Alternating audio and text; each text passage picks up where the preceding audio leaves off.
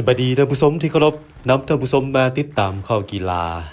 คริสเตียโนโรนัลโดยิง1ประตูช่วยทีมชาติโปรตุเกสหรือปอกตุยกันแสงชนะทีมชาติโครเอเชียหรือเอื้อนว่าโครอาซีแบบพุดวิด2ประตูต่อ1เข้ารอบ16ทีมสุดท้าย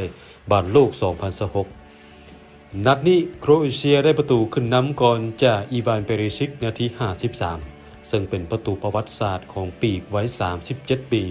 เป็นนักเตะที่ยิงประตูและแอสซิสต์ให้ทีมชาติหลายที่สุดในรายการใหญ่ระดับเมเจอร์รวม11ประตู9แอสซิสต์แต่เกมนี้โปรตุเกสมายิงแซง2ประตูจากคริสเตียโนโรนัลโดสังหารจุดโทษนาที68ซึ่งเป็นประตูทมิตในบอลโลกรอบน็อกเอาท์ของ CR7 พร้อมสร้างสถิติเป็นนักเตะอายุหลายสุดยิงประตูในรอบน็อกเอาท์บอลโลกรอบสุดท้ายด้วยอายุ41ปี147วันทำลายสถิติของเปเป้อดีตกองหลังเพื่อนร่วมชาติที่สร้างไว้ในบอลโลก2022ที่กาตาร์ด้วยอายุ39ปี283วันพร้อมกันนี้ก็เพิ่มสถิติยิงประตูให้ทีมชาติหลายที่สุดในโลกรวม146ประตูและลงลิ้นให้ทีมชาติหลายสุดในโลก232นัดนอกจากนี้โรนัลโดยังเพิ่มสถิติเป็นนักเตะจากทวีปยุโรปที่ยิงประตูหลายสุด11หน่วยใน2รายการใหญ่ระดับเมเจอร์ทั้งบอลโลกรอบสุดท้ายและยูโรรอบสุดท้ายโรนัลโดยังสร้างสถิติเป็นนักเตะที่ยิงประตูให้ทีมชาติโปรตุเกสหลายสุดในบอลโลกรอบสุดท้ายรวม11ประตูส่วนผู้ยิงประตูไซให้ทีมชาติโปรตุเกสในนัดนี้แมนตัวสำรองกอนซาโล รามอสนาที90+4ท้ายเกมโครเอเชียถูก VAR ปฏิเสธประตูตีเสมอย้อนเป็นบานล่ำหน้าสายสนามนัดนี้ทีมชาติโปรตุเกสได้อุทิศให้แก่เดลโกโชตาอดีตกองหน้าของทีมที่เสียชีวิตย้อนอุบัติเหตุครบรอบ1ปีรอบ16ทีมสุดท้าย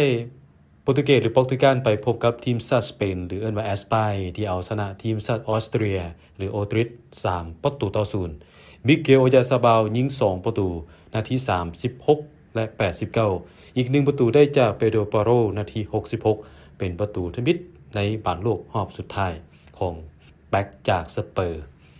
เฮ็ดให้ทีมชาติแอสปายโบเสียต่อเนื่อง34นัดติดต่อกันรวมทุกรายการถ้าโบเสียในนัดต่อไปจะเป็นสถิติใหม่ของทีมขณะที่อูไนซีมอนผู้รักษาประตูของทีมชาติแอสปายได้สร้างสถิติกลายเป็นผู้รักษาประตูที่รักษาคลีนชีทโบเสียประตูด้วยจำนวนนาทีที่ลงสนามหลายสุด519นาทีทำลายสถิติของวอเตอร์เซนกาตำนานผู้รักษาประตูทีมชาติอิตาลีในปี1990รอบ16ทีมสุดท้ายโปรตุเกสพบกับสเปนจะแข่งขันเช้าวันที่7กรกฎาคมเวลา 2 โมง